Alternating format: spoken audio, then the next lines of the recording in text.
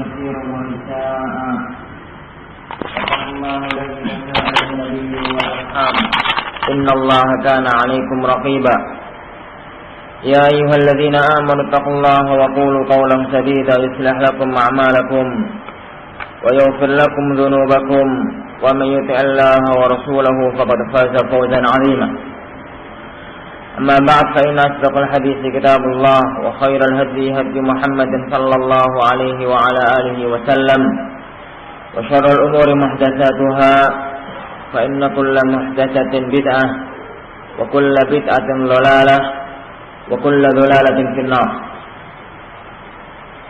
Para bapak, para ibu dan saudara-saudara sekalian, ikhwan sekalian yang dimuliakan oleh Allah Subhanahu wa taala. Alhamdulillah, Allah Subhanahu wa taala mempertemukan kita di majelis yang mulia ini, yang kita harapkan bahwasanya Allah memberikan berkah di dalamnya. Allah Subhanahu wa taala memberikan kita kemampuan untuk mencerna ayat-ayatnya dan mempelajari sunnah Rasulullah sallallahu alaihi wasallam, yang dengan itu nantinya insyaallah bahwasanya kita keluar dari majelis ini membawa sebuah keberkahan dengan materi yang insyaallah Subhanahu wa taala akan kita bahas pada pertemuan kali ini. Materi yang akan kita bahas para jamaah sekalian yang dimuliakan oleh Allah adalah sebuah materi yang saya kira sangat penting untuk kita ketahui bersama dan untuk kita bisa mengambil sikap yang benar, yaitu bagaimana cara kita bermazhab. Jadi bagaimana cara kita mengambil mazhab dalam agama Islam yang kita peluk ini. Hal ini didasari dengan fenomena yang muncul ke permukaan sebenarnya sudah agak lama, tapi masih kuat pada zaman sekarang ini, yaitu terkotak-kotaknya kaum muslimin. Yang satu mengambil kelompok tertentu, yang lain mengambil kelompok yang lain, yang seakan-akan bahwasanya setiap muslim dalam kelompoknya masing-masing itu sebagaimana dikatakan oleh Bapak Ketua Takmir tadi adalah agama tersendiri. Sebagian jadi mengatakan bahwasanya kelompok yang lain itu sesat, bahkan sangat ironis sekali sebagian yang lain mengkafirkan sebagian yang lainnya. Tidak terlalu jauh, jadi hal itu terdapat di negeri kita. Bahwasanya terkotak-kotaknya kaum muslimin menjadi kelompok A dan kelompok B, yang satu menyalahkan dengan yang lain, itu sudah terpampang di hadapan kita, tidak perlu saya sebutkan nama-namanya. Dan kalau memang kita mau berbicara dengan agak terbuka, maka sudah ada sebagian kaum muslimin yang mengkafirkan kaum muslimin yang lain yang tidak mau mengikuti ajaran mereka, dan itu ada di Kota Gresik, yang terbitnya atau munculnya pertama kali ada di Jawa Timur, dan mungkin kita sudah mengetahui siapa mereka. Oleh karena itu para jamaah sekalian yang dimuliakan Allah Subhanahu wa taala, materi ini sangat penting sekali untuk kita bahas. Oleh karena itu insyaallah Allah Subhanahu wa taala memberikan kemudahan kepada kita semua dan memberikan taufik kepada kita semua untuk membahas masalah ini dengan baik. Kitab yang ada di hadapan kita adalah sebuah terjemahan dari sebuah kitab yang ditulis oleh Syekh Muhammad Sultan Al-Ma'sumi. Beliau adalah salah seorang ulama besar pada zamannya dari negeri sekitar Bukhara. Kitab ini sebenarnya adalah sebuah jawaban dari sebuah pertanyaan yang dilayangkan atau yang dikirimkan oleh salah seorang kaum muslimin dari negeri Jepang.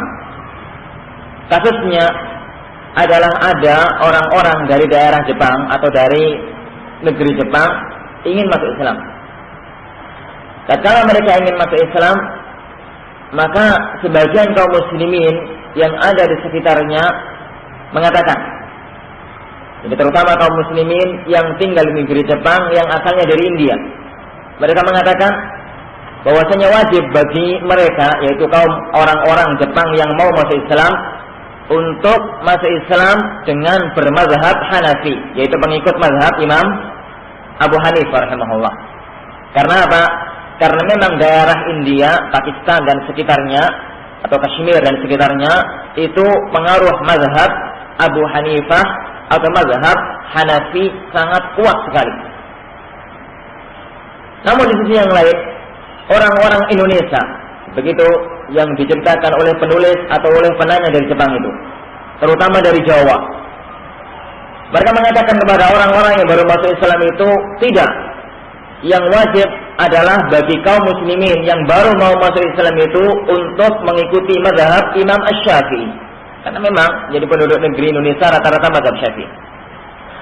Akhirnya yang terjadi pada waktu peristiwa mau mengislamkan orang-orang itu adalah tengkar antara yang ngotot mempertahankan mazhab Hanafi dengan yang ngotot mempertahankan mazhab Syafi'i. Terjadinya jadi percekcokan dan terjadinya hal-hal yang semacam itu di hadapan orang-orang yang masuk Islam, menjadikan mereka menunda untuk masuk Islam karena bingung harus memilih mengikuti mazhabnya orang-orang Indonesia atau Jawa, ataukah memilih mengikuti mazhabnya orang-orang India, yaitu mazhabnya Imam Abu Hanifah rahimahullah ta'ala. Fenomena ini adalah sebuah kasus atau sebuah sampel dari sebuah kejadian, mungkin terjadi di daerah-daerah yang lain juga, bahwasanya orang masuk Islam harus bingung Islam yang mana yang harus dikatakan atau Islam yang mana yang harus dianut. Oleh karena itu Syekh Muhammad Sultan Al-Ma'sumi menjawab dari hal ini dengan menulis sebuah kitab yang sangat bagus sekali, Hadiyatus Sultan ila Muslimi Ahli Yaban, itu bahasa Arabnya, Hadiah Sultan, yaitu penulisnya kepada kaum muslimin di negeri Jepang. Karena kitab ini adalah sebuah kitab yang bagus, maka ada salah seorang ulama besar dari negeri Jordania, murid besar Imam Muhammad Nasiruddin Al-Albani rahimahullah, yaitu Syekh Salim Al-Hilali, membuat kata pengantar dari kitab ini. Jadi beliau membuat kata pengantar dari kitab ini. Oleh karena itu kitab ini sebenarnya terbagi menjadi dua, sampai halaman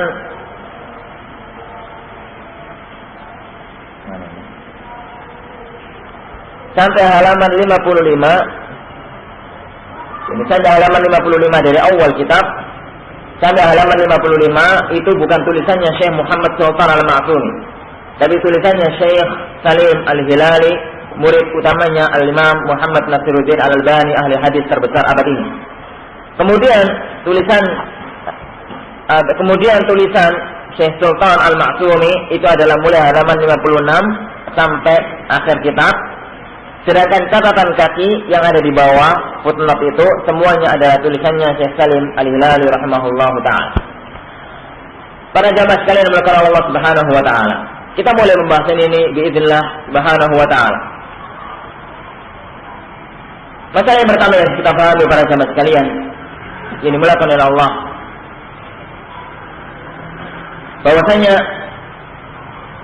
Allah Subhanahu wa taala menurunkan Islam, Allah Subhanahu wa taala menurunkan agama Islam kepada kita semua, mengutus Rasulullah sallallahu alaihi wasallam, dan menurunkan Al-Qur'an adalah sebagai penutup akhir risalah, adalah sebagai penutup risalahnya Allah Subhanahu wa taala kepada penduduk yang ada di muka bumi ini.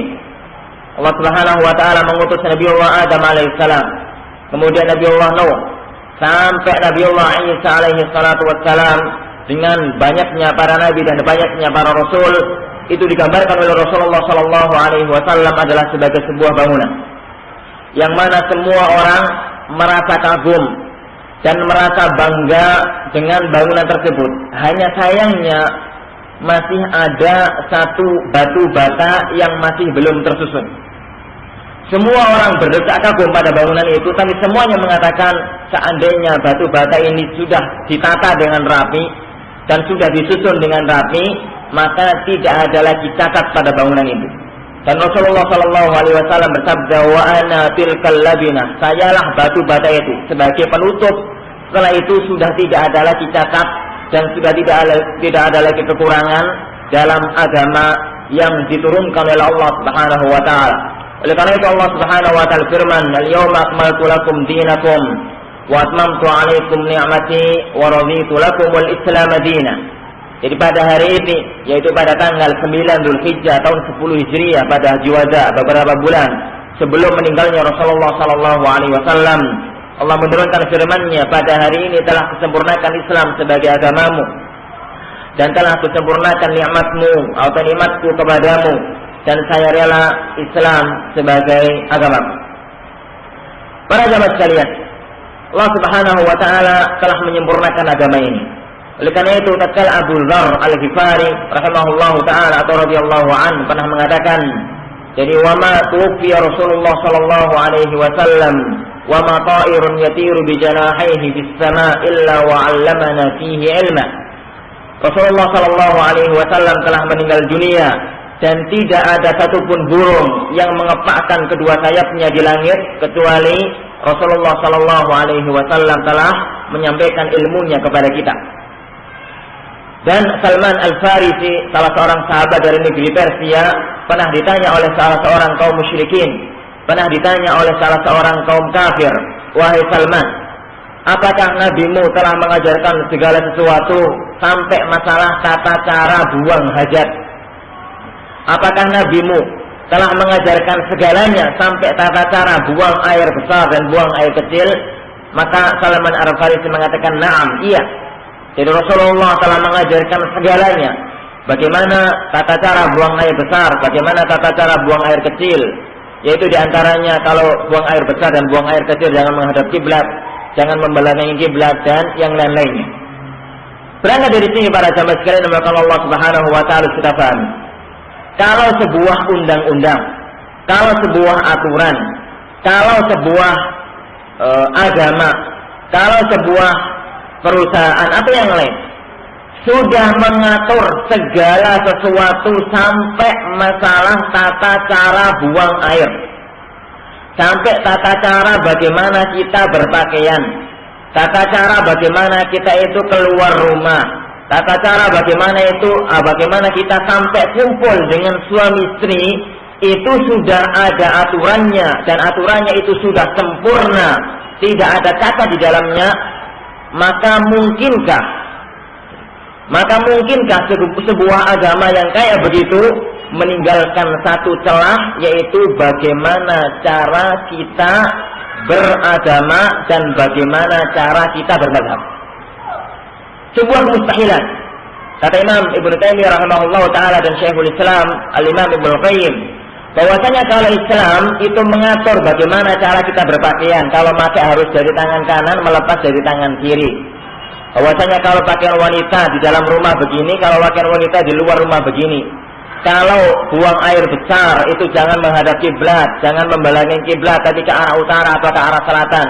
Kalau tidur harus begini, harus begitu. Kalau masalah-masalah yang mungkin kita anggap remeh, semacam itu sudah ada aturannya. Apakah mungkin kemudian bagaimana cara kita beribadah kepada Allah, bagaimana cara kita bermadzhab, bagaimana cara kita itu bergolong-golongan, bagaimana cara kita itu mengambil agama kita ditinggalkan keterangannya oleh Allah dan oleh Rasulnya? Mustahil. Jadi amat sangat mustahil sekali.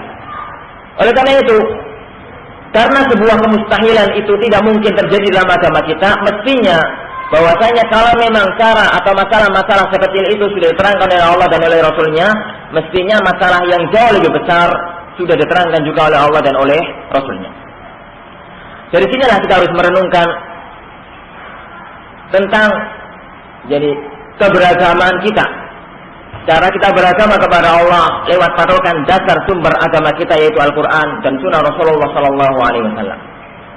Itu masalah yang pertama ingin saya sampaikan sebelum kita masuk dalam masalah sebenarnya. Masalah yang kedua, kalau memang Allah Subhanahu wa taala sudah mengatur segalanya, Allah Subhanahu wa taala sudah mengatur bagaimana jadi kita berbuat dan bagaimana kita meninggalkan, maka kewajiban kita adalah mentaati semua perintah Allah dan semua perintah Rasulullah, meninggalkan semua larangan Allah dan meninggalkan semua larangannya Rasulullah sallallahu alaihi wasallam. Allah Subhanahu wa taala firman dalam firman-Nya, "Ya ayyuhalladzina amanu atii'u Allah wa atii'ur rasul wa ulil amri minkum Wa in tanaza'tum fi syai'in farudduhu ila Allah war Rasul. In kuntum tu'minuna billahi wal yawmil akhir. Dzalika khairu wa ahsanu ta'wila. Wahai orang-orang yang beriman, Ibnu Mas'ud radhiyallahu anhu mengatakan bahwasanya kalau Allah memulai firman-Nya dengan ya ayyuhalladzina amanu, wahai orang-orang yang beriman. Jadi kalau Allah memulai firman-Nya dengan panggilan kepada orang-orang yang beriman, maka fa'ar'i sam'ak, maka benar-benar pasang telingamu, benar-benar tajamkan pendengaranmu. Karena apa? Selanjutnya cuma ada dua kemungkinan. Kemungkinan yang pertama adalah perintah, adalah sebuah kebaikan yang kita diperintahkan oleh Allah untuk mengerjakannya. Kemungkinan yang kedua adalah sebuah kejelekan yang kita diperintahkan oleh Allah Subhanahu wa taala untuk meninggalkannya. Perintah Allah Subhanahu wa taala ini bersifat mutlak. Karena Allah Subhanahu wa taala berkata dalam firman-Nya itu, "Atii'ullah", taatlah kalian kepada Allah Subhanahu wa taala, dan taatlah kalian kepada Rasulullah sallallahu alaihi wasallam, dan kepada para ulama di antara kalian, para pemimpin di antara kalian.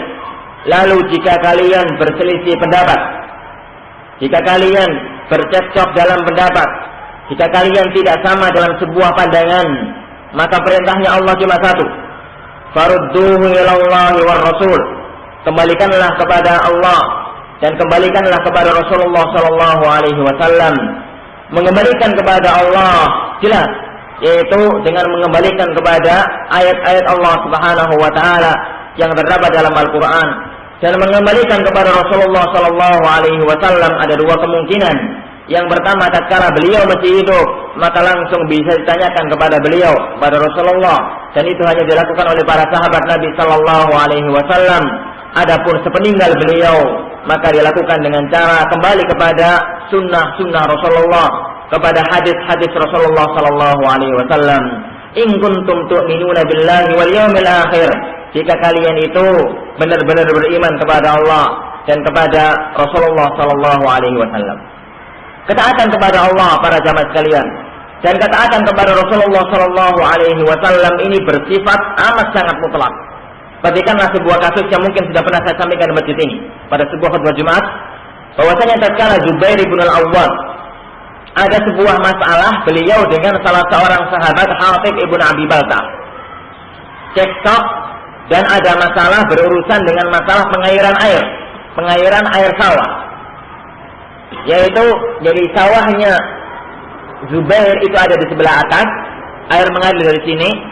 Sawahnya Hatib itu ada di sebelah bawah atau di sebelah sampingnya. Mereka bertengkar tentang siapa yang terlebih dahulu harus mengairi air sawah. Tatkala Rasulullah sallallahu alaihi wasallam melihat kejadian itu dan beliau mendengar atau beliau melihat langsung bahwasanya mereka bertengkar, Rasulullah bertanya, "Ada apa kalian?" "Ini wahai Rasulullah, kami ribut ini tentang masalah pengairan air sawah." Maka Rasulullah sallallahu alaihi wasallam melihat, "Wahai Zubair, sawahmu di sini, maka airilah dulu. Kalau nanti sawahmu sudah hampir penuh, maka baru alirkan kepada sawah sahabatmu." Mendengar keputusan Rasulullah sallallahu alaihi wasallam yang semacam ini, maka Hatib ibn Abi Baltah dan semua manusia bisa salah para jamaah sekalian, mengatakan, "Ya Rasulullah, keputusan baginda yang semacam itu, keputusan antum yang semacam itu, keputusan paduka yang semacam itu, apakah karena Zubair itu adalah keponakanmu? Apakah karena Zubair itu adalah keluargamu, maka engkau dahulukan?"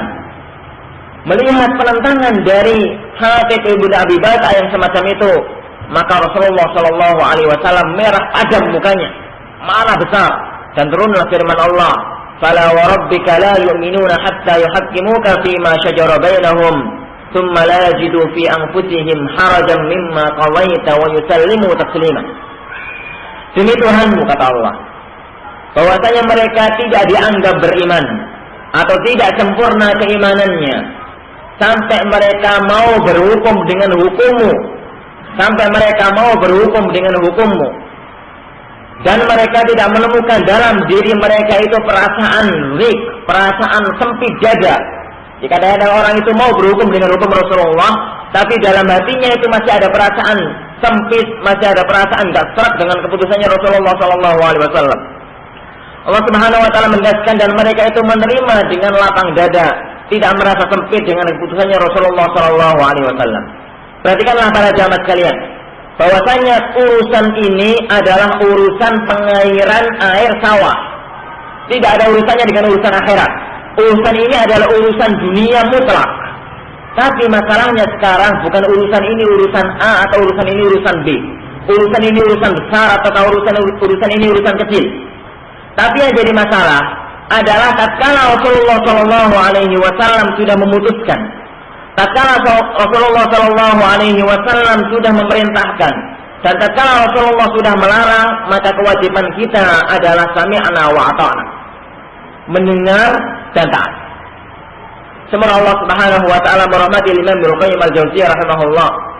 Tatkala beliau mengatakan dalam kitab beliau Madarijus Salikin, beliau menceritakan sebuah perdebatan antara dia dengan salah seorang yang biasa menentang Al-Quran dan menentang As-Sunnah dengan akalnya. Dan itu sering terjadi pada zaman kita sekarang ini. Tatkala kita katakan Al-Quran mengatakan A, dia mengatakan itu kan cuma adatnya orang Arab misalkan, atau itu kan sudah tidak relevan lagi dengan zaman kita, atau penentangan-penentangan yang lain. Imam Ibnu Qayyim al-Jauziyah rahimahullahu taala mengatakan, wahai fulan, wahai Zi'a, seandainya Rasulullah sallallahu alaihi wasallam hidup di tengah-tengah kita, ada di hadapanmu, lalu mengatakan, wahai kamu itu berangkatlah ke timur, atau kamu itu jangan berangkat ke timur. Beranikah kamu mengatakan di hadapan Rasulullah sallallahu alaihi wasallam, ya Rasulullah, perintahmu kok kayaknya enggak pas? Ada yang berani? Tidak. Tidak ada seorang pun yang berani. Kalau memang hal itu tidak mungkin dikatakan di hadapan Rasulullah sallallahu alaihi wasallam, kenapakah mulut-mulut pada zaman kita sekarang ini dipancang? Sebagian mulut ada yang usil untuk menentang ucapannya Rasulullah sallallahu alaihi wasallam. Saya gambarkan sebuah gambaran mudah. Seandainya sekarang ini Rasulullah di hadapan kita, ini air. Anggaplah saya buka airnya. Ya, saya buka. Lalu kecemplungan lalat. Ada lalat satu masuk. Tatkala mau saya buang, Rasulullah ngomong, "Idza waqa'a adz-dzubabu fi ina'i ahadikum falyaghmishu falyatrahu fa inna fi ahadi janahaihi da wal akhir dawa." Mau saya buang itu karena dalam pandangan saya misalkan tidak steril, ada lalatnya barusan masuk.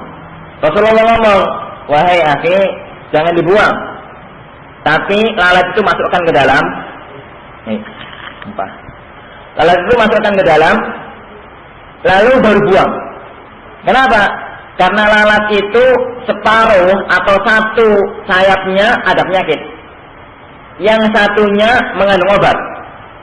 Kalau dimasukkan maka jadi steril, penyakit ketemu obat jadi steril, baru buang lalatnya lalu minum, tidak apa-apa. Kalau seandainya itu langsung diucapkan oleh Rasulullah Sallallahu Alaihi Wasallam di hadapan kita, beranikah ada orang yang mengatakan, ya Rasulullah, tapi ilmu kedokteran tidak kayak gitu. Lalat kan gini. Itu kan yang antum katakan itu kan sayapnya, lah kakinya, misalkan begitu. Lah kakinya, lah ininya, lah itunya. Yang pentingnya Rasulullah ucapan antum nggak cocok tuh kalau sesuai dengan ilmu kedokteran. Ada yang berani di hadapan Rasulullah Sallallahu Alaihi Wasallam? Wallahi, orang yang imannya paling rendah sekalipun, yang paling tipis sekalipun, tidak ada seorang pun yang berani mengatakan hal itu di hadapan jasadnya Rasulullah langsung. Tapi innalillah, orang sesuatu yang tidak mungkin diucapkan di hadapan jasadnya Rasulullah, yang tidak mungkin diucapkan di hadapan Rasulullah Sallallahu Alaihi Wasallam langsung, ternyata berani untuk diucapkan di hadapan hadisnya Rasulullah Sallallahu Alaihi Wasallam. Jadi mentang-mentang yang ngomong itu saya, bukan Rasulullah. Tapi bukankah yang saya omongkan itu hadis? Bukankah yang saya omongkan itu adalah firman Allah Subhanahu Wa Taala yang mengatakan begini, mengatakan begitu? Mengapakah secara mulut manusia dan akal manusia berani menentang Allah dan berani menentang Rasulullah Shallallahu Alaihi Wasallam, padahal nggak ada bedanya antara sabdanya Rasulullah sekarang dengan sabdanya Rasulullah pada saat beliau masih hidup. Apa bedanya? Bedanya, tatkala itu Rasulullah yang mengucapkan, sekarang cuma rekamannya, kalau boleh kita katakan rekaman. Gak ada bedanya sama sekali. Ini harus ditekankan para jamaah sekalian. Jadi harus ditamkan. Karena apa? Jadi Allah itu benar. Jadi Allah itu benar.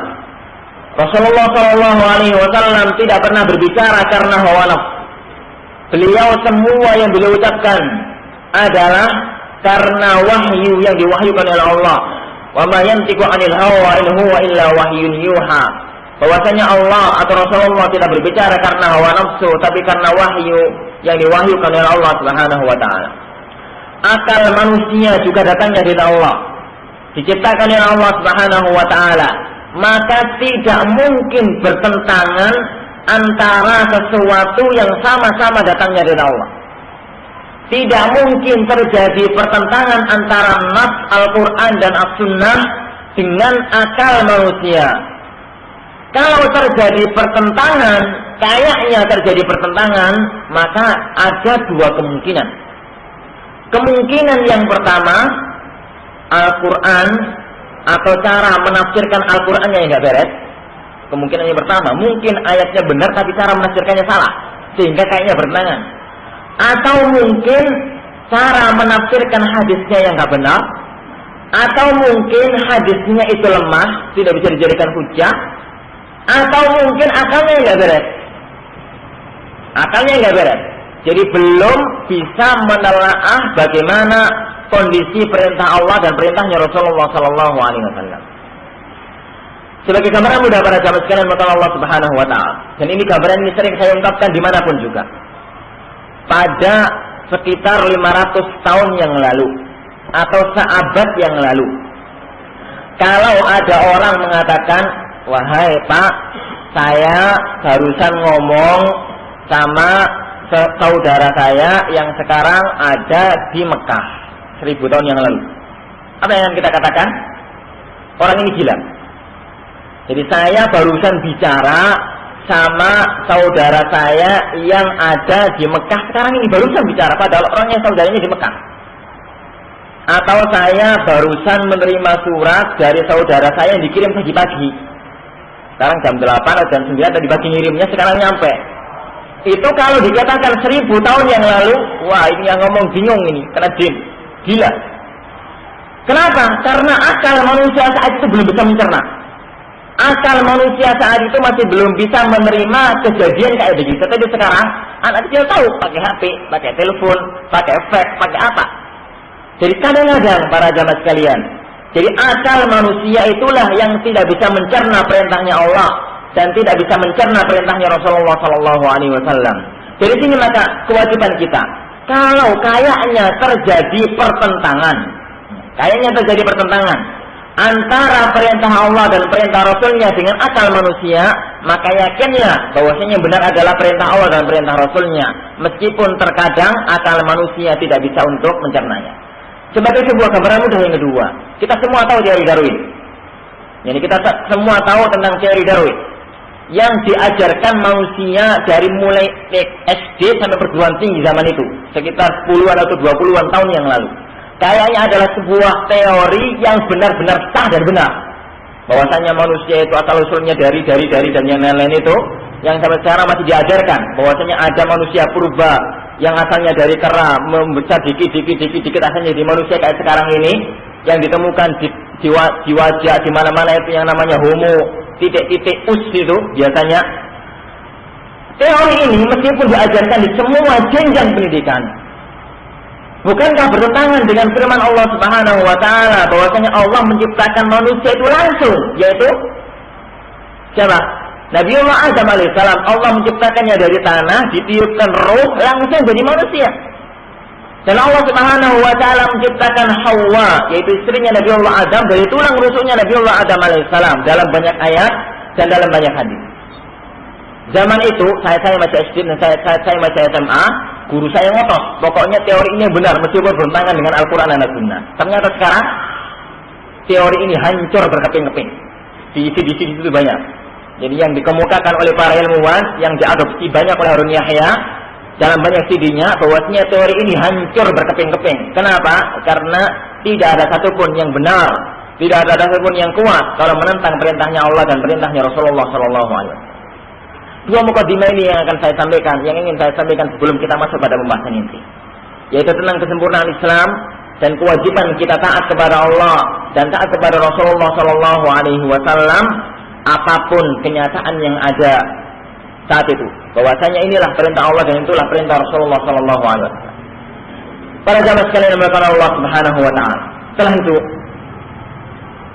marilah kita lihat. Dan setelah ini, marilah kita lihat tentang sejarah kaum muslimin sebelum adanya mazhab-mazhab yang ada itu. Para jamaah sekalian, pada zaman Rasulullah SAW, semua urusan itu mudah. Kenapa? Setiap ada perintah atau setiap ada masalah bisa langsung ditanyakan oleh manusia atau oleh para sahabat Nabi kepada Rasulullah SAW secara langsung.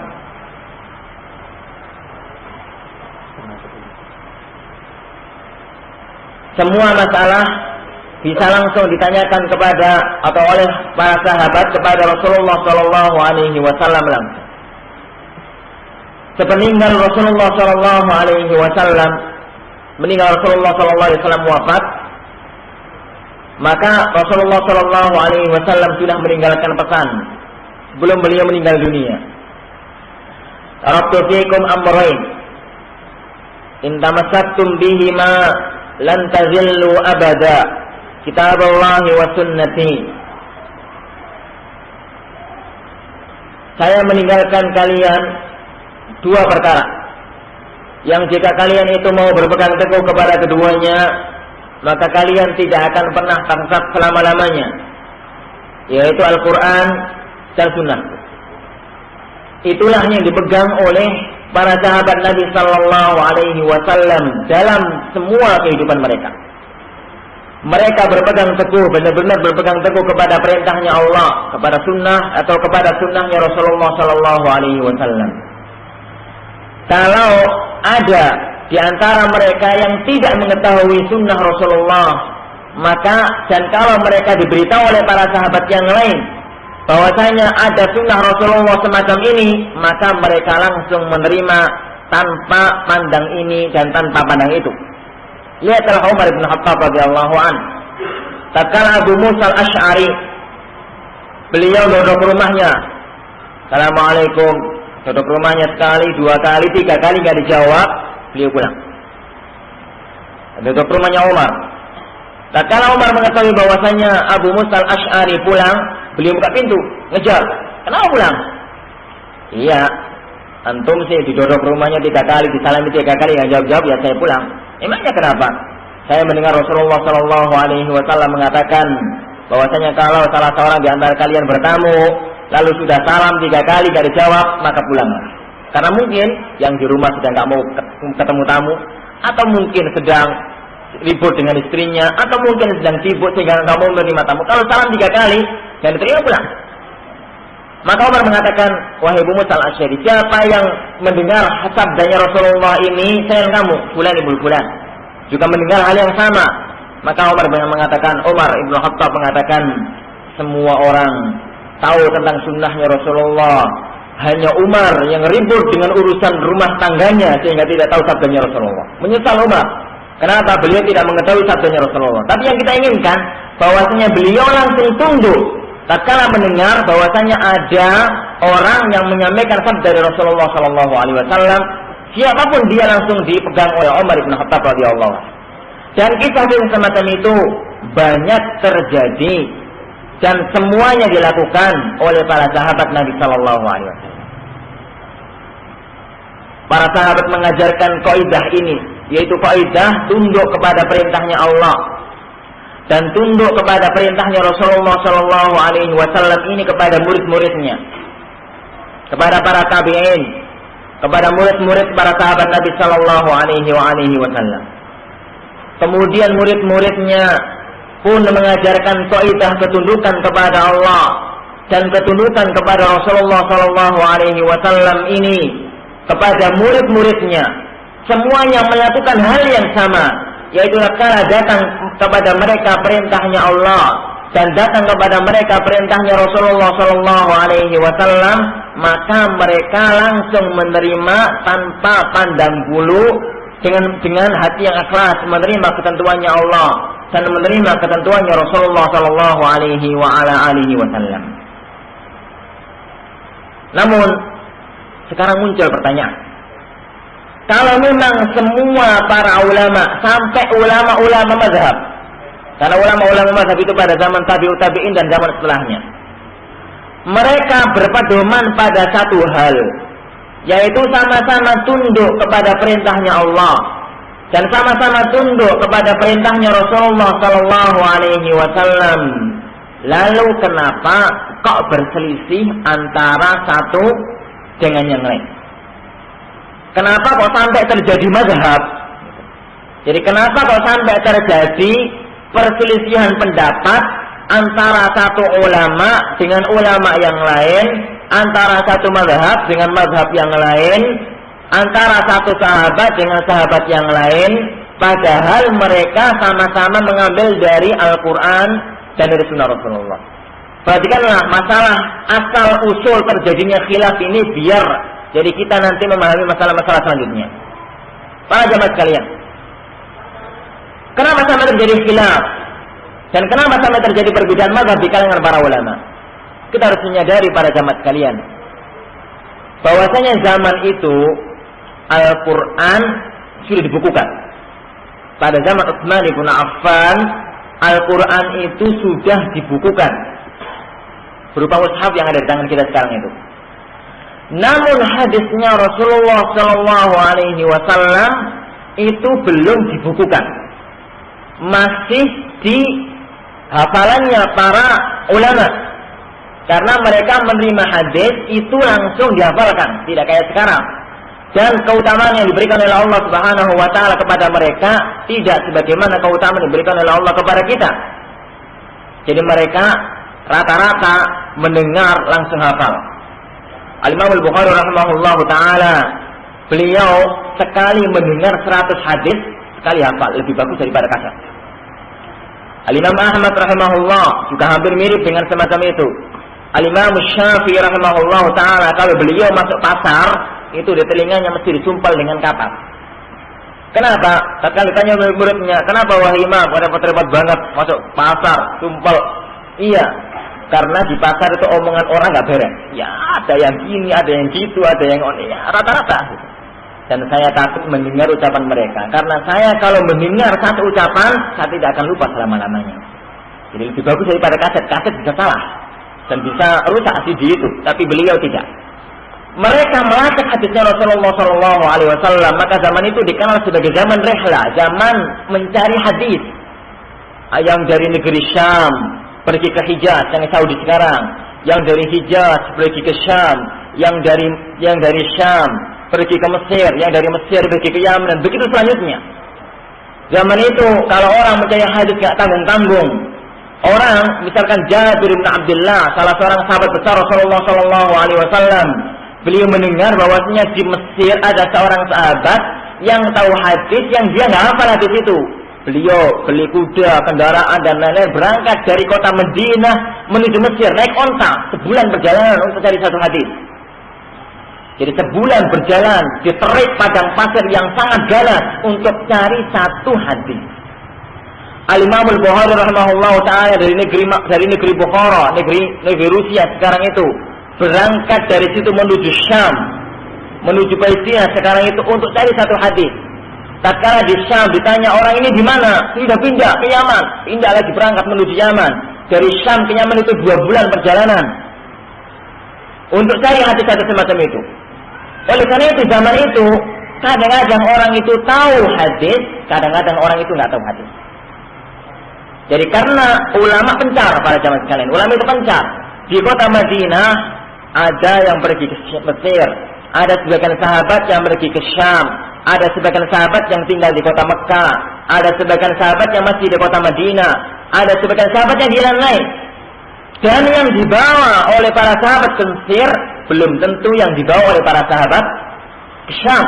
Yang dibawa oleh para sahabat ke Syam belum tentu yang dibawa oleh ke Yaman. Kenapa? Karena frekuensi bareng dengan Rasulullah nggak sama. Saya misalkan berangkat sama Rasulullah, dia turun ngantar ke WC, misalkan antar ke WC, sambil jalan ngomong, wahai bahwasanya begini. Yang tahu hadis itu siapa? Yang tahu ucapan Rasulullah itu siapa? Saya sendirian. Karena Rasulullah nggak pernah mengucapkan hal yang sama kepada yang lain. Karena ucapan itu diucapkan oleh Rasulullah tatkala ngantar ke WC. Kebetulan setelah itu saya pergi, nggak di sini lagi, kemana gitu, ke Jawa Barat. Tidak ada orang tahu hadis itu kecuali saya yang ada di Jawa Barat. Jadi para ulama yang ada di sini nggak ngetahui hadis itu, kan itu. Dari sinilah maka terjadi perselisihan. Dari sini maka terjadi khilaf di antara para ulama. Ada yang tahu, ada yang nggak tahu. Yang tahu berpedoman pada hadis itu, yang tidak tahu maka berpedoman pada hadis yang lain yang dia ketahui. Maka terjadilah khilaf di antara para ulama. Namun kalau mengetahui hadis yang baru dia ketahui, maka dia tidak segan-segan untuk langsung kembali kepada hadisnya Rasulullah Shallallahu Alaihi Wasallam dan meninggalkan pendapatnya yang lama.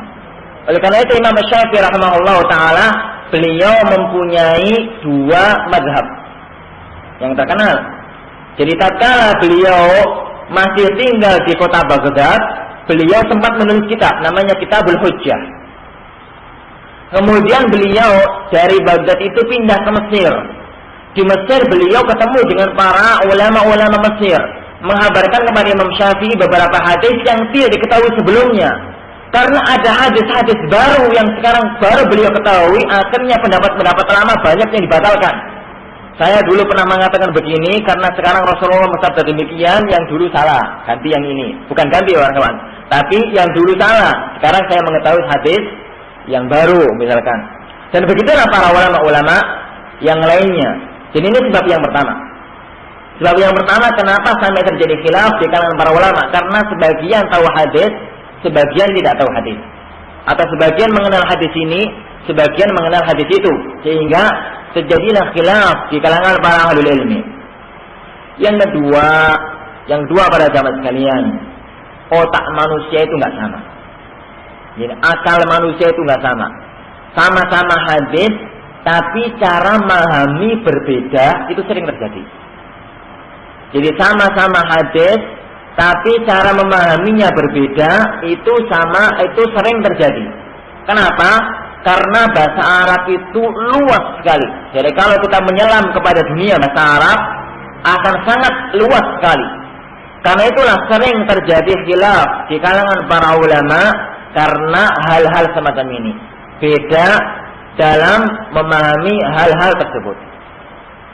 Yang ketiga, sebab juga terjadi khilaf di kalangan para ulama, ada sebagian para sahabat Nabi Sallallahu Alaihi Wasallam itu yang tatkala mendengar sabdanya Rasulullah, misalkan mendengar Rasulullah ceramah di masjid, selesai mendengar sabdanya Rasulullah yang A, selesai mendengar sabdanya Rasulullah Sallallahu Alaihi Wasallam yang A, beliau diutus oleh Rasulullah, kamu pergi ke Yaman, dakwah di sana.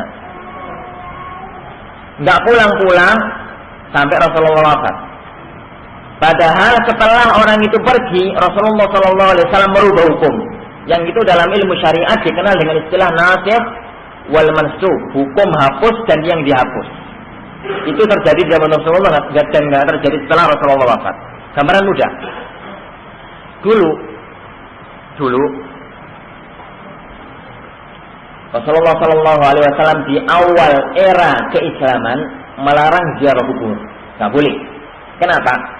Karena kuburan itu dekat sekali dengan kesyirikan, sangat dekat. Ya orang kuburan, mengagungkan kuburan lama-lama dekat dengan kesyirikan, lama-lama. Karena itu di awal-awal keislaman Rasulullah melarang, nggak boleh ziarah kubur.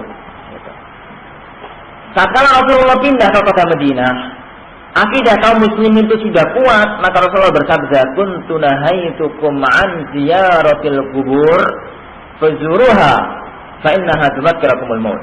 Dulu, wahai para sahabat, saya melarang kalian ziarah kubur. Sekarang kalau mau ziarah silahkan, karena ziarah kubur itu bisa mengingatkan kalian pada kematian. Coba bayangkan para jamaah sekalian, kalau di kota Mekah saat Rasulullah mengucapkan melarang ziarah kubur, itu ada sahabat yang mendengar. Selesai mendengar, kemudian beliau pulang ke kampung halamannya, nggak balik-balik. Bahwasanya dia mengatakan, di Mekah saya dengar Rasulullah melarang ziarah kubur ini.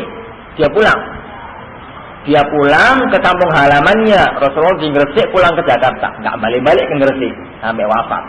Dia karena mondok di Madinah, pulang ke Jakarta ngajarkan kepada orang-orang di Jakarta yang saya dengar dari Rasulullah bahwasanya beliau melarang ziarah kubur. Akhirnya yang di Jakarta semua yang mengatakan syekh kami mengatakan atau guru kami mengatakan Rasulullah melarang ziarah kubur, itu dilarang. Padahal ternyata hukum itu sudah dihapus oleh Rasulullah. Di kota Madinah sendiri, para sahabat mengatakan ziarah kubur boleh, bahkan disunahkan. Kenapa? Karena dulunya dilarang. Dulu dilarang, sekarang diperbolehkan. Dan itu sering terjadi.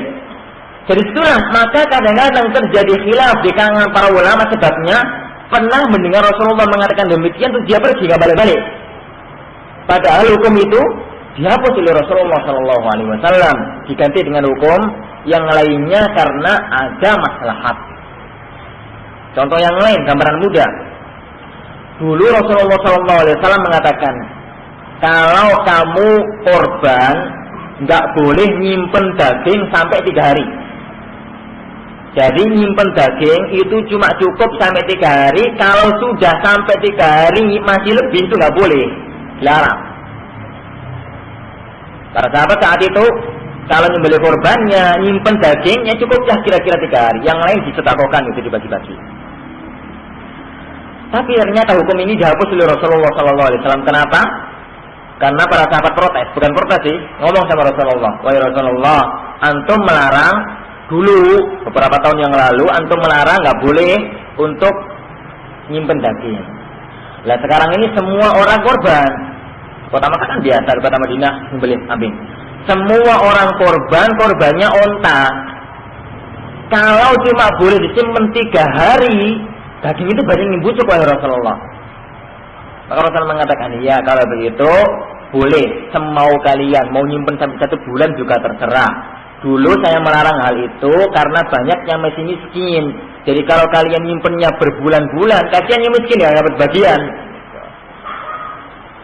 Sebenarnya Rasulullah SAW yang ini, kalau yang kemarin itu Rasulullah SAW mengatakan jangan nyimpen daging korban kecuali 3 hari saja. Kemudian dia pergi ke kota Yaman, nggak balik-balik ke kota Madinah. Apa yang akan dia mendapatkan? Dia akan mengajarkan kepada murid-muridnya, wahai kaum muslimin, Rasulullah nggak boleh untuk nyimpen daging korban lebih dari 3 hari. Itu yang akan diajarkan. Padahal para ulama yang di kota Madinah, para sahabat Nabi SAW yang ada di kota Madinah mengatakan boleh, nggak apa-apa. Sama-sama berpegang kepada sunnah, sama-sama berpegang kepada hadis. Hanya yang satu nggak tahu hadis yang belakangan. Dan itulah salah satu sebab kenapa para ulama berselisih. Namun kaidah dasar sama, teman-teman sekalian. Kaidah dasarnya itu sama, yaitu kalau ada hadis baru yang dia ketahui, maka mereka langsung merujuk, mereka langsung kembali kepada ketentuannya Allah dan kepada ketentuannya Rasulullah Sallallahu Alaihi Wasallam. Oleh karena itu Imam Syafi'i rahimahullah taala sering mengatakan kepada muridnya Imam Ahmad. Imam Ahmad itu muridnya. Hanya saja bedanya Imam Ahmad itu banyak tahu hadis karena beliau itu sukanya keluyuran. Kalau boleh kita katakan keluyuran. Selalu pergi, nggak pernah di rumah. Pergi kemana-mana cari hadis. Kalau perginya zaman dulu cari hadis, naik onta, bawa bekal, bawa tinta zaman dulu itu kan nggak pena zaman sekarang ya, dicelupkan tintanya kemudian itu. Pulang ke kota Madinah, bajunya asalnya putih jadi biru. Kenapa? Kena tinta. Muridnya mengatakan, ya Imam, antum itu sudah orang nomor 1 kelas dunia, kok masih ribut cari hadis? Maka beliau mengatakan, iya, saya akan terus cari hadis minal mahbarati ilal maqbarah. Dari tinta ini akan saya bawa ke kuburan nanti sampai mati. Beliau makanya paling terkenal dengan ilmu hadisnya. Imam Syafi'i sebagai gurunya pernah mengatakan, wahai Ahmad, kamu lebih tahu ketimbang saya dalam masalah hadis. Itu ngomong sama muridnya. Jadi Imam Ahmad mengatakan, wallahi saya tidak tahu fikih Islam ini kecuali dari Imam Syafi'i. Jadi Imam Syafi'i jadi mengatakan, wahai Imam Ahmad, kalau kamu punya hadis baru, tahu hadis baru yang saya belum tahu, ajarkan. Nanti saya akan merubah pendapat saya dengan hadis yang baru saya dengar itu. Jadi bagaimana keagungan para ulama zaman dulu? Guru ngomong sama muridnya, wahai ini muridku Imam Ahmad, kalau kamu ada hadis baru karena kamu lebih tahu daripada saya tentang masalah ilmu hadis, beritahukanlah kepadaku, karena nanti saya akan mengambil hadis itu. Dan itu dilakukan oleh semua para ulama. Sebuah kasus ini supaya menjadi sebuah pelajaran. Al-Imam Abu Yusuf, murid besarnya Imam Abu Hanifah, selevel dengan Imam Syafi'i, satu kelas. Beliau berpendapat bahwasanya yang ukuran zaman dulu ini satu sa' untuk zakat fitri itu 8 rital. Ini bukan liter ya, bukan saya salah. Ra, ta, dan lam itu bahasa Arab. Ukuran ini sekarang nggak ada. Jadi ukuran itu kan berubah-ubah. Sekarang ukuran internasional itu gram, kilogram, liter, dan selanjutnya itu. Ukuran ini nggak ada zaman Rasulullah. Yang ada itu adalah sa', mud, rital, dan lain-lain. Yang penting kita gunakan bahasa. Imam Abu Yusuf, sebagaimana pendapatnya Imam Abu Hanifah, mengatakan bahwasanya satu sa' ukuran untuk zakat fitrah itu adalah 8 rital. Puan jangan salah, jangan mengatakan 8 liter. Ya 8 rital, ra, ta, dan lam. Tatkala beliau kunjung ke kota Madinah, beliau bertemu dengan Imam Malik rahimahullah. Imam Malik mengatakan, wahai Abu Yusuf, murid besarnya Abu Hanifah, berapa satu sa' menurutmu? 8, wahai Imam, 8. Kenapa?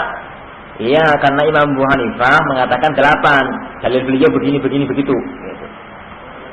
Imam Malik mengatakan bukannya benar 5/3. Bukan 8, 5/3. Kok begitu? Imam Malik mengatakan pada para jamaahnya, karena beliau hidup di kota Madinah, wahai semua orang yang ada di sini pulang, semuanya pulang.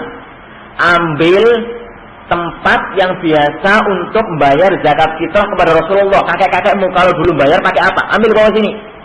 Pulang semuanya, sebagian besarnya bawa tempat masing-masing, namanya sa', sebuah tempat agak besar, seukuran 2 liter lebih. Kemudian Imam Malik mengatakan kepada si ini apa itu yang ada di hadapanmu? Wahai Imam Malik, ini adalah milik kakek saya. Dulu kakek saya kalau bayar zakat kepada Rasulullah pakai ini, satu ini. Iya begitu. Ini juga milik paman saya, wahai Imam Malik. Dulu tatkala Rasulullah ngambil zakat, paman saya bayarnya pakai ini, ya segini ini. Semuanya ditanya bahwasanya itulah para sahabat bayarnya kepada Rasulullah. Diukur ternyata benar 5/3 rital. Setelah itu Abu Yusuf rahimahullah mengatakan, setelah ketemu dengan Imam Malik, bahwasanya pendapatnya Imam Abu Hanifah itu salah atau lemah dan yang benar adalah 5/3, maka beliau berfatwa bahwasanya satu sa' itu 5/3 dan bukan 8. Jadi beliau menyelisihi mazhab gurunya Abu Hanifah karena beliau menemukan yang lebih benar daripada mazhabnya Imam Abu Hanifah rahimahullah taala. Jadi ini para jamaah sekalian Allah Subhanahu wa taala sebagai pendasaran utama bahwasanya kewajiban kita adalah tunduk kepada Allah dan kepada Rasulullah sallallahu alaihi wasallam. Kemudian kita harus menyadari bahwasanya para ulama berselisih dalam mazhab mereka adalah karena sebab-sebab tertentu. Meskipun begitu, kaidah dasar mereka itu sama, yaitu tunduk kepada Allah dan tunduk kepada Rasulullah sallallahu alaihi wasallam.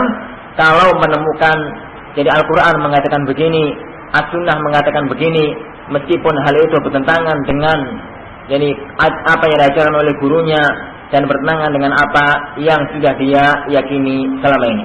Ini mungkin session yang pertama. Insyaallah Subhanahu wa taala kita lanjutkan pada session yang kedua باذنillah Subhanahu wa taala. Wallahu a'lam bishawab. terima kasih.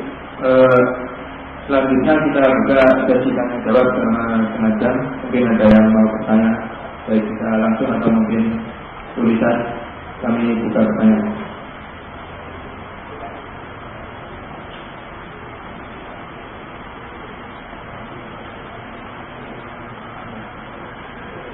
Silakan.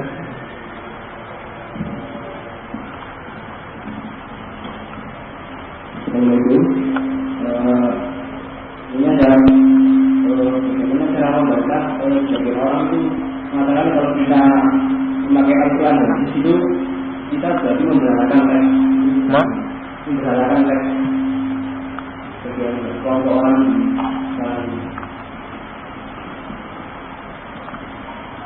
para jamaah sekalian dimuliakan Allah Subhanahu wa taala. Apa yang dikatakan adalah saudara kita tadi bahwasanya kalau kita cuma berpegangan kepada Al-Quran dan As-Sunnah, maka kita memberhalakan teks. Itu sering kita dengar dan sering mampir di telinga kita. Perhatikanlah para jamaah sekalian. Sebuah kejadian yang ada di hadapan Rasulullah atau yang terjadi pada zaman Rasulullah ini, semoga jadi pelajaran bagi kita. Imam Bukhari dan Muslim meriwayatkan bahwasanya suatu ketika Rasulullah SAW salat pakai sandal. Kenapa? Karena masjid di zaman dulu nggak pakai keramik. Masjid pakai sandal biasa.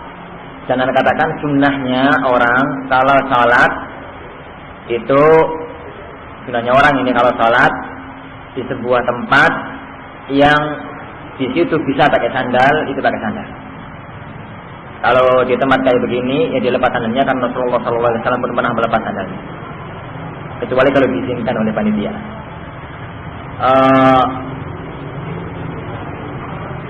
Di tengah-tengah sholat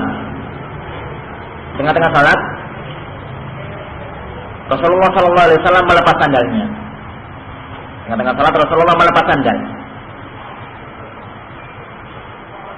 Melihat para sahabat Nabi SAW melihat bahwasanya Rasulullah melepas sandal, maka semuanya langsung melepas sandal. Semuanya langsung melepas sandal. Padahal nggak tahu kenapa Rasulullah melepas sandal. Yang penting kan di tengah-tengah salat ini. Melihat Rasulullah melepas sandal, maka semuanya langsung melepas sandal. Selesai salam, biasa, selesai salam, imam berbalik menghadap ke makmum. Rasulullah kaget, loh, sandalnya kok pada dilepas? Awal-awal salat tadi nggak ada yang dilepas, dipakai semua. Pada ngelepas sandalnya. Rasulullah mengatakan, lima ada khalatum na'alakum. Kenapa kalian lepas sandal kalian? Apa jawaban para sahabat, ya Rasulullah? Kami tadi tengah-tengah salat lihat antum atau lihat sampean, lihat jenengan ngelepas sandal. Ya udah kami lepas. Maka Rasulullah SAW bersabda, tadi tengah-tengah salat Jibril datang, bilang di sandal bawah bagian sandal saya itu ada benda najis. Maka dilepas, ya saya lepas. Kalau kalian nggak usah, nggak ada yang najis. Masalah hadis ini panjang, tapi ingin saya katakan, orang-orang yang mengatakan bahwasanya ikut pada Al-Quran dan As-Sunnah itu memberhalakan teks. Apa yang dia katakan pada para sahabat Nabi SAW tatkala ngelepas sandal? Jadi mereka para sahabat Nabi SAW nggak tahu kenapa Rasulullah ngelepas sandal. Sebabnya apa? Nggak tahu. Yang penting Rasulullah ngelepas sandal, ya ikut, gitu aja. Bukankah Allah Subhanahu wa ta'ala firman, "Laqad kana lakum fi Rasulillahi uswatun hasanah"? Bukankah Rasulullah itu adalah suri taulatan terbaik bagi kita? Suri taulatan terbaik. Rasulullah ngelepas sandal, ya udah lepas. Dan itulah generasi yang kita diperintahkan oleh Rasulullah oleh Allah untuk mengikuti mereka. Sabiqunal awwalun minal muhajirin wal ansar walladzina tabauhum bi ihsan radhiyallahu anhum wa radwan. Sabiqunal awwalun dari para sahabat utama, para sahabat-sahabat as-sabiqunal awwalun dari kalangan muhajirin dan ansar. Dan orang-orang yang mengikuti mereka, Allah ridha kepada mereka dan mereka pun ridha kepada Allah Subhanahu wa taala. Allah para jamaah sekalian Allah Subhanahu wa taala. Jadi kalau yang dimaksud dengan memberhalakan teks itu adalah kalau orang ikut tunduk kepada Allah dan tunduk kepada Rasulullah sallallahu alaihi wasallam itu salah, lalu kepada siapakah kita akan tunduk? Kepada siapakah kita akan tunduk? Apakah kepada akal-akal tokoh-tokoh tertentu ataukah kepada akal kita masing-masing? Tapi kalau memang yang dia katakan bahwasanya mengikuti Al-Quran dan Sunnah itu adalah berarti menghilangkan akal, maka ini salah fatal. Kenapa? Karena akal manusia tidak akan pernah bertentangan dengan nas Al-Quran dan As-Sunnah. Akal manusia tidak akan pernah bertentangan dengan Al-Quran dan As-Sunnah. Kalau terjadi pertentangan, maka yakinlah bahwasanya Al-Quran dan As-Sunnah itulah yang hak. Kalau sampai terjadi pertentangan, tapi tidak akan pernah terjadi. Tidak akan pernah terjadi. Al-Imam Ibnu Taimiyah rahimahullah menulis sebuah kitab sebesar 11 jilid atau 12 jilid seingat saya tentang masalah bahwasanya Al-Quran, As-Sunnah dan akal itu tidak akan pernah bertentangan. Mesti selaras. Karena Al-Quran dan As-Sunnah datangnya dari Allah dan Al-Quran dan As-Sunnah datangnya dari Allah, akal manusia pun datangnya dari Allah, maka yang sama-sama datang dari Allah tidak akan pernah bertentangan antara satu dengan yang lain. Orang-orang semacam itu, dan kita mohon supaya Allah Subhanahu wa taala berikan petunjuk kepada kita dan kepada mereka, dengan bahasa memberhalakan akal atau memberhalakan teks, mereka ingin untuk mengatakan bahwasanya kita harus mengedepankan akal daripada teks-teks Al-Quran dan Sunnah Rasulullah Sallallahu Alaihi Wasallam. Ada satu kisah yang lain yang semoga jadi ibrah bagi kita. Kisah ini agak panjang, saya ringkas-ringkasnya. Semoga jadi pelajaran. Pada tahun ke-6 Hijriah, kisah ini kita akan Imam Bukhari, Imam Muslim dan yang lain-lain. Pada tahun 6 Hijriah,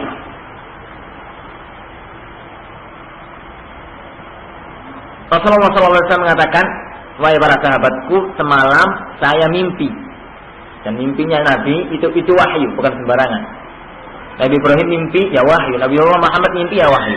Semalam saya mimpi kalian itu pergi ke kota Mekah, tawaf di sekeliling Ka'bah, kemudian nyukur rambut. Berarti apa? Jadi tawaf berarti umrah, karena saat itu belum ada haji. Para sahabat senangnya minta ampun.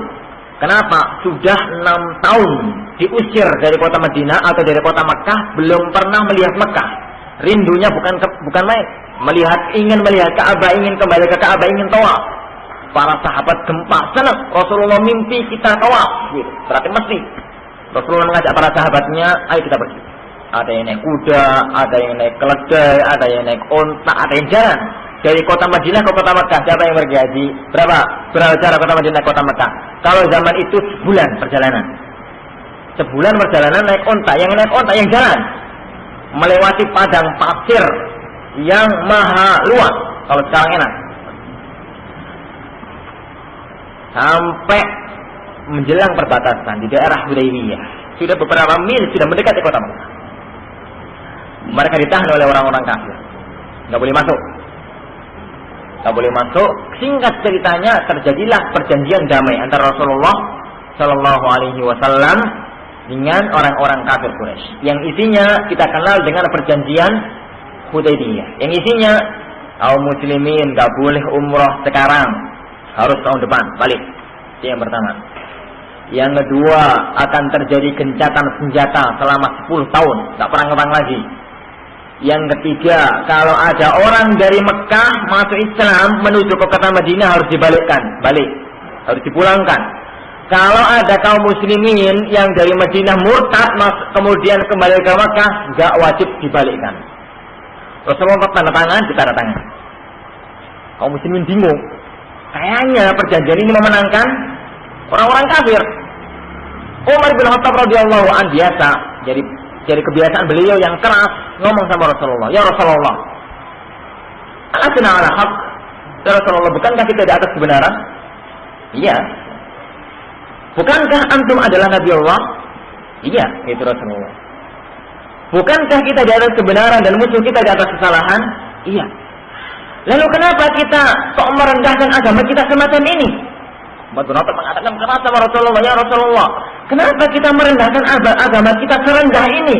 Kalau ada orang kafir masuk Islam dibalikkan, kalau orang yang Islam ke Mekah murtad gak suruh balikkan. Kemudian kita sekarang suruh pulang pada sudah sebulan perjalanan.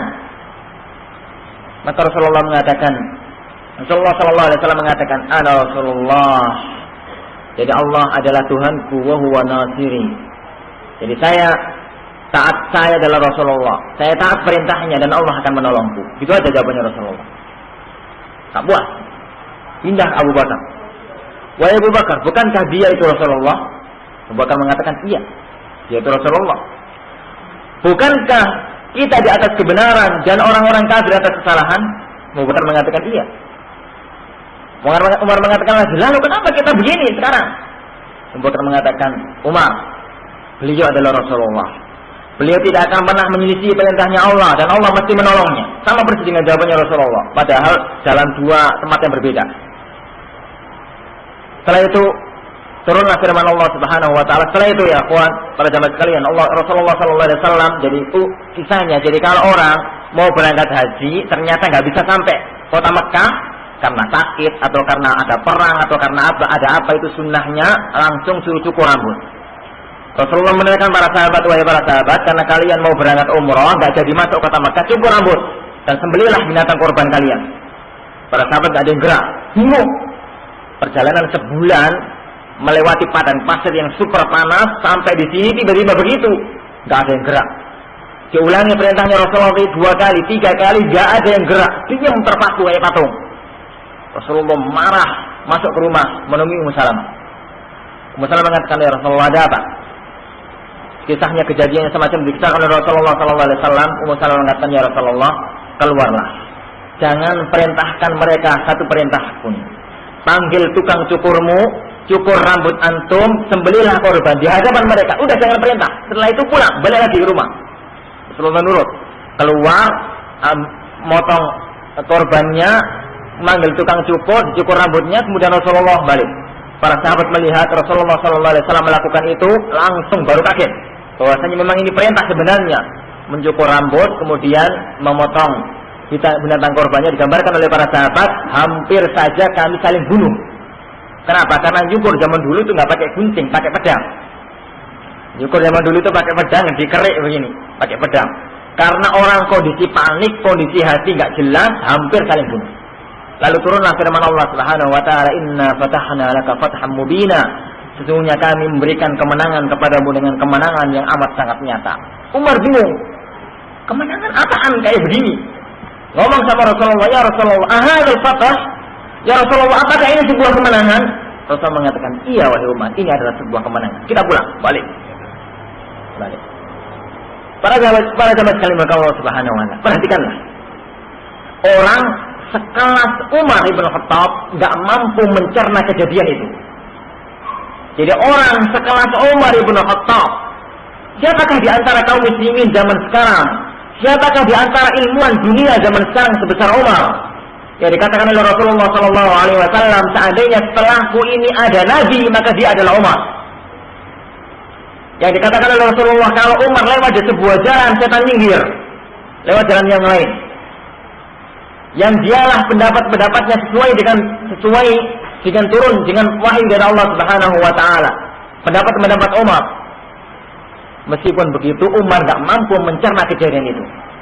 Sampai ngotot. Jadi kalau kita itu bahasanya itu agak protes, tapi sebenarnya bukan protes, ini karena semangat dia yang selalu membaca. Dia mengatakan, ya Rasulullah, apakah ini sebuah kemenangan? Rasulullah mengatakan, iya. Itu aja, iya. Ternyata para jamaah sekalian, memang itu adalah sebuah kemenangan. Karena 2 tahun kemudian, yang saat peristiwa Hudaybiyah itu, saya ingat anak berapa orang? 4.000 ya? 4.000 atau 2.000? Ingat anak itu 2.000, sekitar 2.000 atau 4.000 kaum muslimin yang ikut berangkat haji.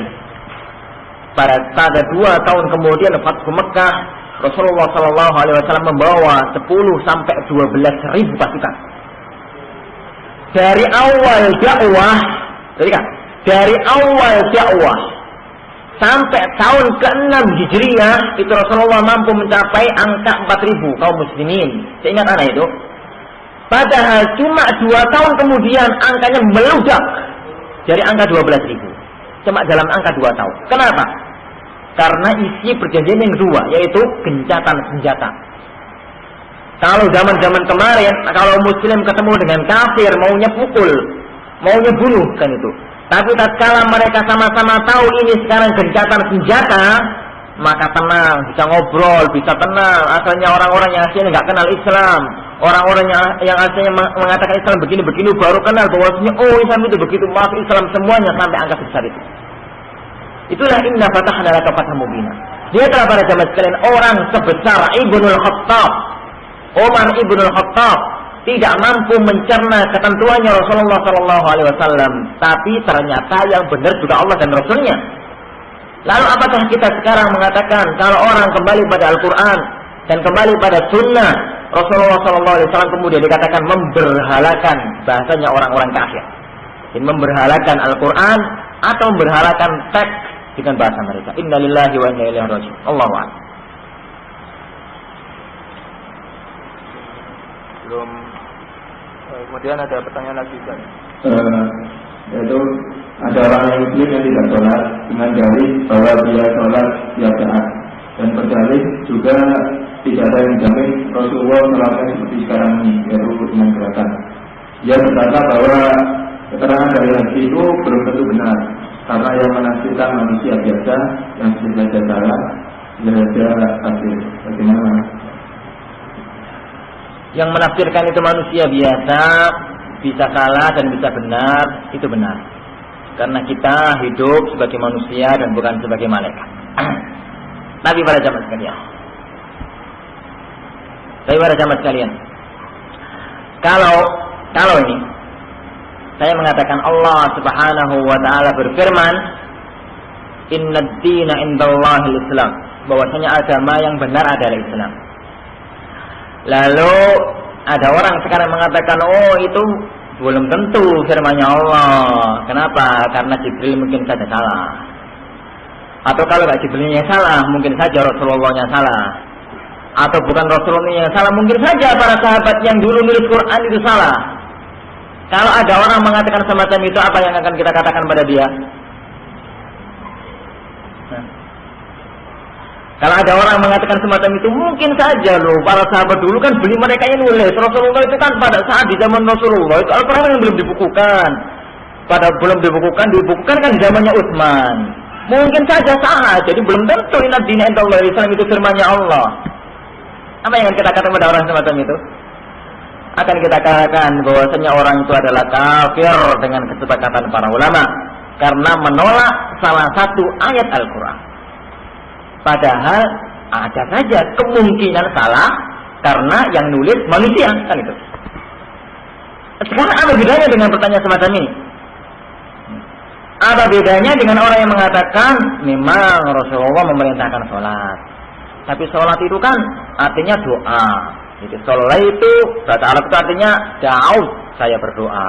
Saya setiap hari sudah berdoa kok setiap saat. Jadi nggak usah pakai gerakan-gerakan. Kan mungkin saja gerakan-gerakan itu salah. Gerakan-gerakan itu salah. Orang semacam ini para jamaah sekalian ada dua kemungkinan.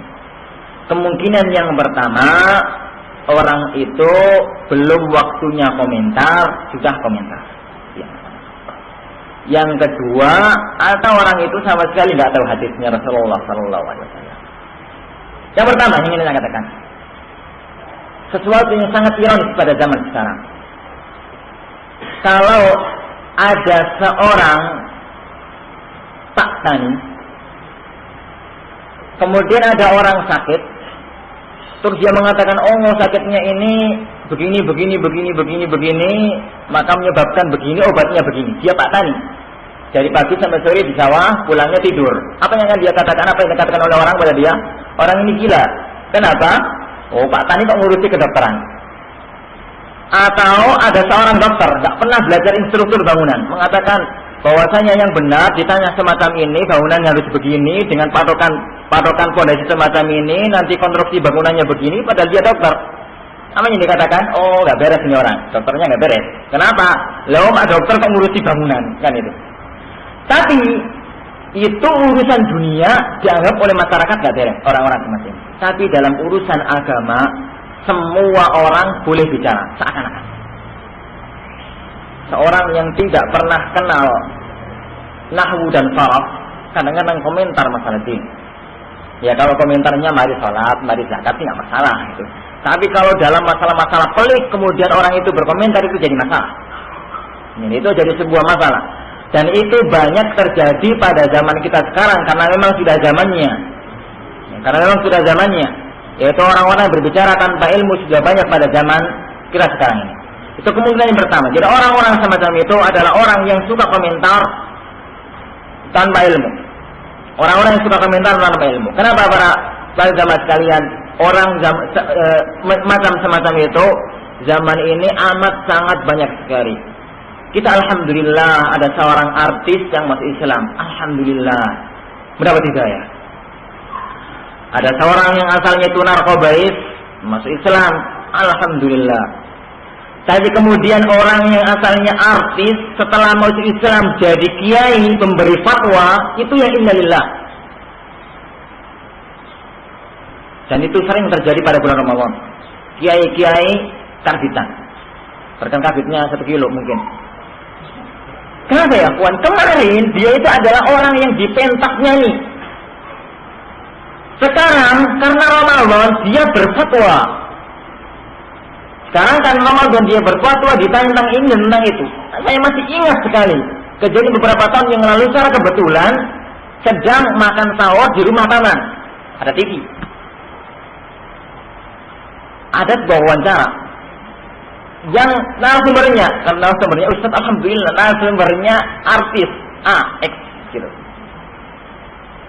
Ditanya, tak tahu saya penanya, yang penting bagaimana pendapat ibu atau mbak dulu itu saya lupa tentang jilbab.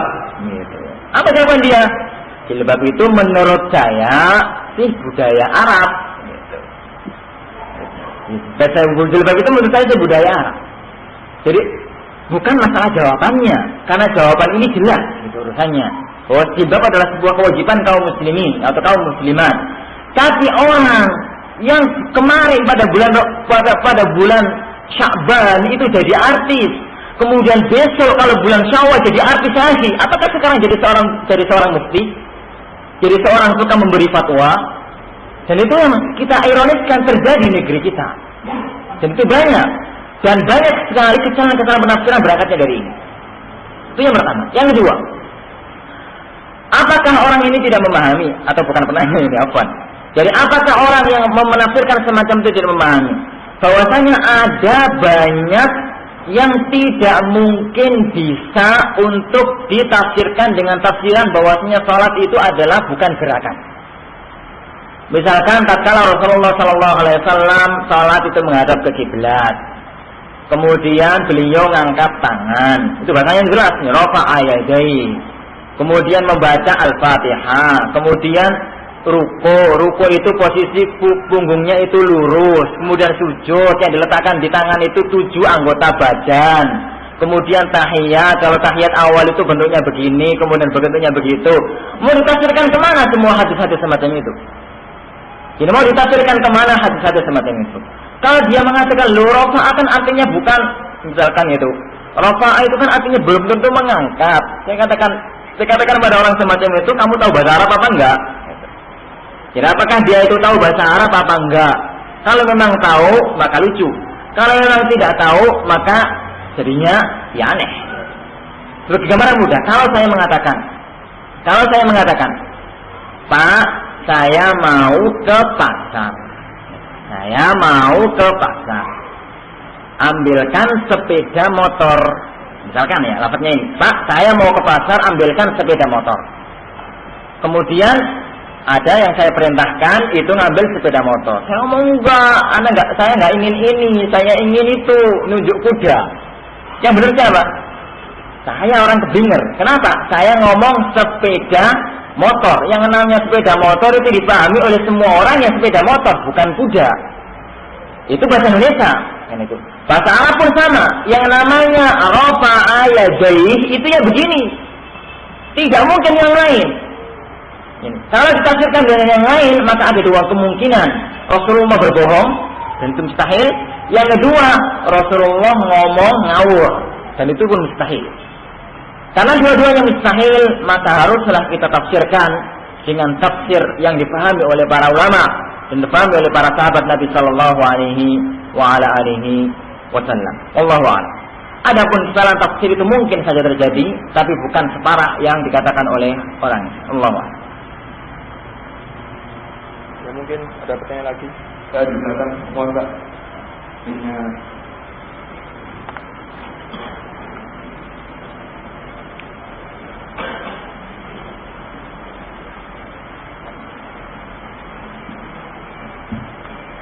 Assalamualaikum warahmatullahi wabarakatuh. Bolehkah orang tidak beribadah dan bolehkah orang itu berbanyak beribadah? Yang melakukan ibadah melakukan banyak ibadah. Masalah ini insya Allah akan saya bahas pada sesi yang kedua. Jadi kita tinggalkan dulu karena memang sengaja untuk sesi yang pertama dijadikan sebagai mukaddimah untuk memasuki masalah yang paling inti yaitu sesi yang kedua. Tunggu dulu ya. Mungkin Bapak ada waktu.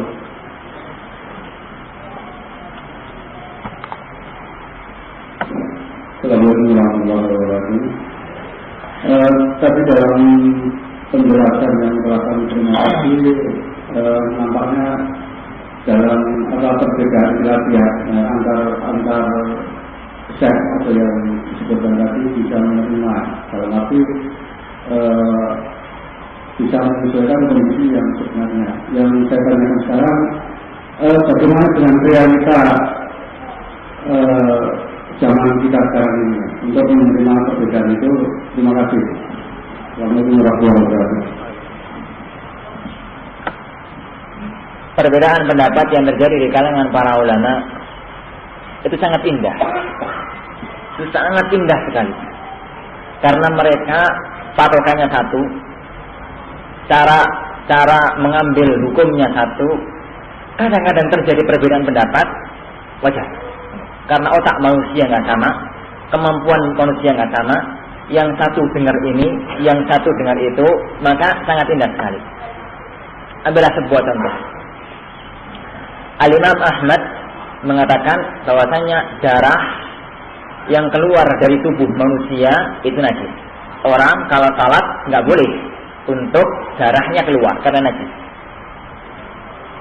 Seorang ulama yang ada di zamannya yaitu Ishaq ibn Rahawai mengatakan darah itu suci, nggak najis. Perbedaan pendapat ini sampai sekarang masih terjadi. Karena masing-masing punya dalil dan masing-masing kuat sehingga sama-sama berpedoman semacam itu. Karena masing-masing punya dalil maka masing-masing saling menghormati. Imam Ahmad rahimahullah pernah ditanya, "Ya Imam Ahmad, oleh muridnya, apa hukumnya orang salat imamnya itu mengucur darah?"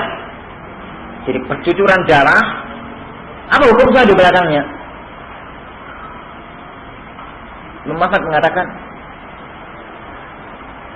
apakah saya tidak membolehkan salat di belakang Ishaq ibn Rahawai? Sebuah jawaban yang indah.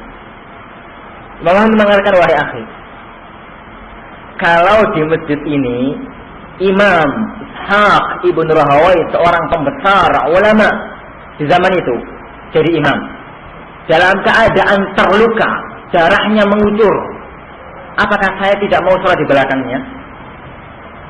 Jadi Imam Ahmad mengatakan silakan. Jadi imamnya mengucur darah silakan, karena pendapat dia darah itu nggak najis dengan dalil-dalil yang dia miliki. Antum mengatakan darah itu najis, silakan sholat di belakang dengan keadaan darah itu atau dengan keadaan antum tidak mengeluarkan darah. Kenapa? Karena masalah ini adalah masalah yang terjadi khilaf tajam di kalangan para ulama dan sama-sama punya dalil yang sama-sama kuat. Sama-sama punya dalil yang sama-sama kuat. Meskipun masalah ini akan anda luaskan pada masalah atau pada season yang kedua, tapi insya Allah sudah jauh sebentar. Dari ini. Bagaimana sekarang kita menyikapi realita khilaf yang terjadi di kalangan kaum muslimin pada zaman ini?